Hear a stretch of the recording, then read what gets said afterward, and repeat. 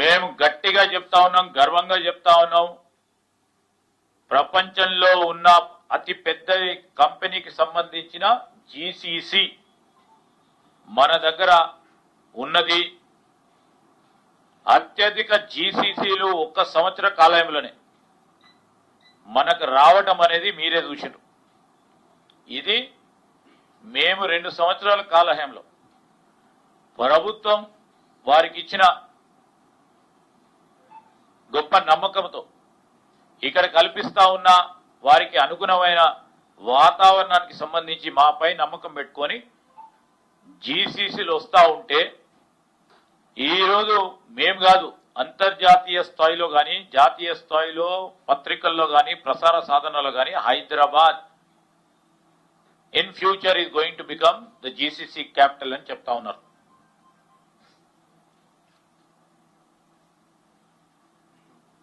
నిన్న మొన్న జరిగిన తెలంగాణ రైజింగ్ గ్లోబల్ కాన్ఫరెన్స్ కంటే ముందు ఈ 2 ఏళ్ల కాలహంలో 3,40,000 కోట్ల రూపాయల పెట్టుబడులు ఒప్పందాలు జరిగాయి. వీటిలో అనేక సంస్థలు, పరిశ్రమలకు సంబంధించిన నిర్మాణాలు,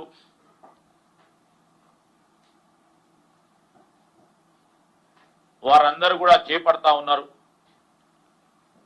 దాదాపు 1,40,000 మందికి ప్రతిభావంతులకి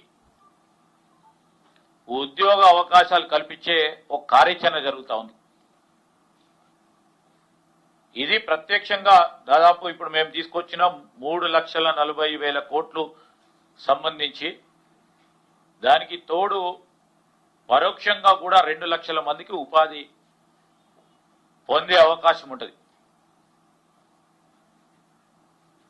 ఈజ్ ఆఫ్ డూయింగ్ బిజినెస్ కేంద్ర ప్రభుత్వం ఈ సంవత్సరం కూడా బిజినెస్ రిఫార్మ్ యాక్షన్ ప్లాన్ కింద మళ్ళొక్క మారు మొన్ననే ఈ మధ్యలో తెలంగాణకు మరి ఆ అవార్డు కూడా ఇవ్వటం జరిగింది.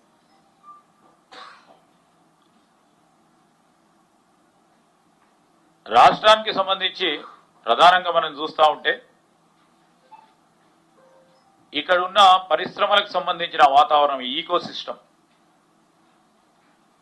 ఏదో 5 సంవత్సరాలు 10 సంవత్సరాలు 15 సంవత్సరాల సంబంధించిన ఈకో సిస్టానికి సంబంధించి మొదటిగా లైఫ్ సైన్సెస్ ఫార్మా అంశానికి వస్తే ఆనాడు అప్పుడున్న పెద్దలు కేంద్ర ప్రభుత్వంలో మా కాంగ్రెస్ పార్టీ ప్రభుత్వంలోనే అనేక ప్రభుత్వ రంగ సంస్థలను స్థాపించారు. ఫస్ట్ ఇక్కడ ఐడిపిఎల్ ఒకసారి చూసుకుంటే ఒక పెద్ద ప్రభుత్వ రంగ సంబంధించిన సంస్థ. దాని చుట్టూ ఏర్పడ్డ ఈకో సిస్టమ్, చిన్న పరిశ్రమలు, మధ్యతర పరిశ్రమలు, ఇంకా మైక్రో ఎంటర్ప్రైజ్ దాని చుట్టూ కూడా ఏర్పాటు చేసుకొని ముందుకు నడుస్తా ఉన్న తరుణంలో బల్క్ డ్రగ్ సంబంధించిన మ్యానుఫ్యాక్చరింగ్ ఈకో సిస్టమ్ ఇక్కడ ప్రధానంగా డెవలప్ కావటం, దాని తర్వాత ఫార్ములేషన్స్ కానీ, దాని తదుపరి వ్యాక్సిన్స్ ఏర్పాటు చేయడానికి కానీ, దాని తర్వాత ఈరోజు టెక్నాలజీ ఉపయోగించుకొని బయోటెక్ ఇండస్ట్రీస్ని తీసుకురావడానికి కానీ, ఇవన్నిటికి సంబంధించి ఆనాడు కల్పించిన వాతావరణం వలన మారుతా ఉన్న ప్రపంచానికి సంబంధించిన డిమాండ్కి అనుగుణంగా ఇండస్ట్రీస్ కూడా దానికి సరి సమానంగా ముందుకొచ్చి మరి ఆ గొప్ప పారిశ్రామికవేత్తలు కూడా మన పరంగా ఈరోజు ఎంఎస్సి పరంగా, ఎంఎస్ఎంఈ పరంగా ఉన్న ఆ చిన్న పరిశ్రమలు కూడా ముందుకొచ్చి ధీటుగా ప్రపంచ స్థాయిలో కావాల్సిన క్వాలిటీ, క్వాంటిటీ అందించి ఈరోజు ఫార్మా రంగాన్ని ముందంజే కార్యక్రమం జరిగింది. ఆ క్రమంలోనే వ్యాక్సిన్ క్యాపిటల్ గా కూడా మన తెలంగాణ రాష్ట్రం కోవిడ్ కు సంబంధించి మనమే చూసినాం. వ్యాక్సిన్ అందించే ఒక కార్యాచరణ తీసుకున్నదంటే 2 సంవత్సరాల్లో ఫ్యాక్టరీ పెట్టి 3వ సంవత్సరంలో వ్యాక్సిన్ అందియరు.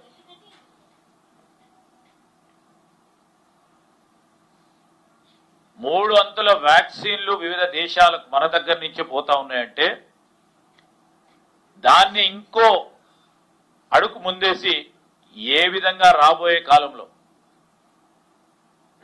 మన హైదరాబాదు తెలంగాణ రాష్ట్రాన్ని అదే విధంగా ఫార్మా లైఫ్ సైన్సెస్ సంబంధించిన ప్రధాన కూడలిగా మొత్తం అంతర్జాతీయ స్థాయిలోనే 4-5 ప్రధాన కూడలిలు ఉన్నాయి. దాంట్లో హైదరాబాద్ ప్రధానంగా ఉండాలని ఆ పోటీలో నిలబడాలని ఒక ప్రయత్నం చేస్తా ఉన్నాం. ఆ క్రమంలో మీ అందరు కూడా చూస్తా ఉన్నారు. మొన్న జరిగిన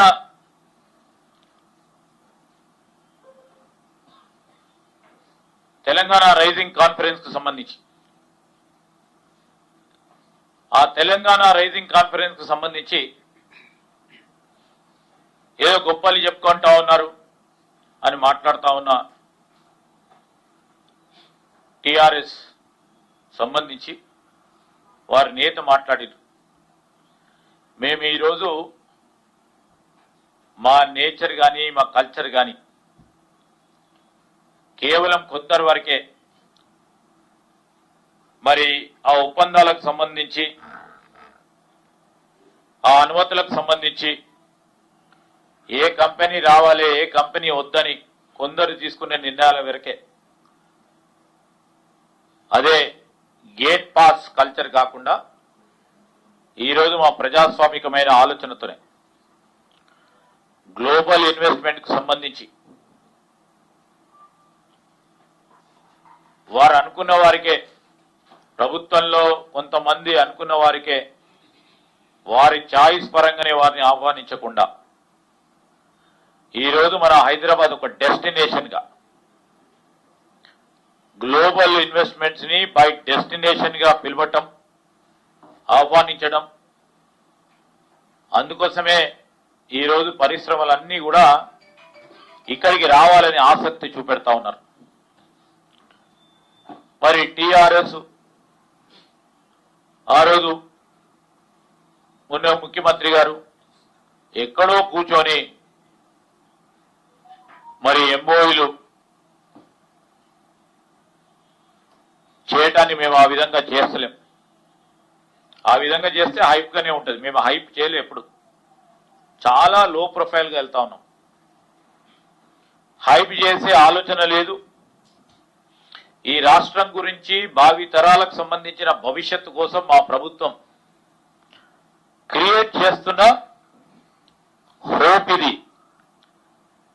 వీఆర్ క్రియేటింగ్ ఏ హోప్. ఆ హోప్ ని మీరు హైప్ గా పరిగణిస్తే మీ పార్టీ మీరు అందరూ కూడా ఆ హైప్ లోనే మిగిలిపోయి రాష్ట్ర ప్రజానికానికి మీరు ఎప్పుడు కూడా నాయకత్వం వహించే అవకాశం లేకుండా పోతుంది. మేము హోప్ మీద పోతా ఉన్నాం, మీరు హైప్ మీద పోయిన. ఆ రోజు కూడా మేము ఈ తెలంగాణ రాష్ట్ర ప్రజలకు సంబంధించిన అంశాలు ఏవైతున్నాయి దాన్ని ఒకటి తర్వాత ఒకటి మా ప్రభుత్వం వస్తే పరిష్కారం చేస్తామని ఆలోచన చేస్తామని చెప్పి ఒక హోప్ క్రియేట్ చేస్తాం. ఆ హోప్ మీదగే ప్రభుత్వం వచ్చాం. మేము చెప్పిన ప్రతి మాట నిలబెట్టుకునే ప్రయత్నం చేస్తూ ముందుకెళ్తా ఉన్నాం. ఈరోజు పరిశ్రమలకు సంబంధించి అనుగుణమైన వాతావరణం ఇక్కడ ఉంది. మీరు చూస్తా ఉన్నారు. రండి, మీరు మా యువతకి ఉపాధి కల్పించాలి. ఆ ఉపాధి అటువైపు నుంచి మా వైపు హోప్ పెట్టుకొని ముందుకు నడుస్తా ఉన్న తరుణంలో వారి ఆలోచనలు వారి ఆశయాలని మీరు హైప్ గా పరిగణించి ముందుకెళ్తే మరి ప్రజలందరూ మరొకసారి 2023 డిసెంబర్లో ఏ విధమైన సమాధానం చెప్పారో అదే విధమైన సమాధానం ప్రతిసారి కూడా చెప్పడం జరుగుతుంది. అసత్యాల గురించి, సత్యదూరమైన మాటల గురించి వారు మాట్లాడుతూ ఉంటే దయ్యాలు వేదాలు వల్లించినట్టుంది. మేము అడుగుతా ఉన్నాం ఈరోజు. ఆ రోజు మేము కంపెనీలను కాపాడుకోలేకపోయినాం. మరి రాష్ట్రానికి సంబంధించి పాలసీలు ఒక అధికారి పేరు చెప్పారు, గొప్పగా రూపొందించింది అని చెప్పారు. సరే, ఎంతవరకు ఆ పాలసీ ప్రకారం పాలసీలో ఉన్న పాలసీ గైడ్ లైన్స్ ఎంతవరకు అమలు చేశారు చాలా చెప్పలే.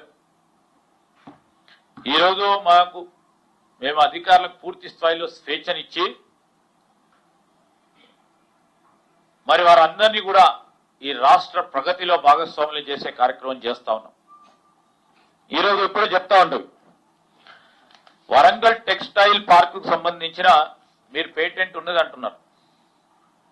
మేము పేటెంట్ పెట్టుకోవాలంటే ఈరోజు లైఫ్ సైన్సెస్ సంబంధించిన పేటెంట్ కాంగ్రెస్ పార్టీ ప్రభుత్వాన్ని, ఈరోజు ఏరోస్పేస్ డిఫెన్స్ కు సంబంధించిన పేటెంట్ కాంగ్రెస్ పార్టీకి సంబంధించింది. ఆనాడు కాంగ్రెస్ పార్టీ ప్రభుత్వంలో అప్పుడున్న మా కాంగ్రెస్ పార్టీ పెద్దలు రక్షణ శాఖకు సంబంధించిన అనేక రీసెర్చ్ ఇన్స్టిట్యూట్ కానీ, ఆ రోజు రక్షణ శాఖకు సంబంధించిన ఇక్కడ ఎస్టాబ్లిష్మెంట్స్ కానీ, లేకుంటే ఏరోస్పేస్ కు సంబంధించిన హెచ్ఏఎల్ లాంటి వ్యవస్థలు కానీ, రక్షణ శాఖకు సంబంధించిన డిఆర్డిఓ డిఆర్డిఎల్ అట్లాంటివి 12కు సంబంధించిన చేత అది మా పేటెంట్.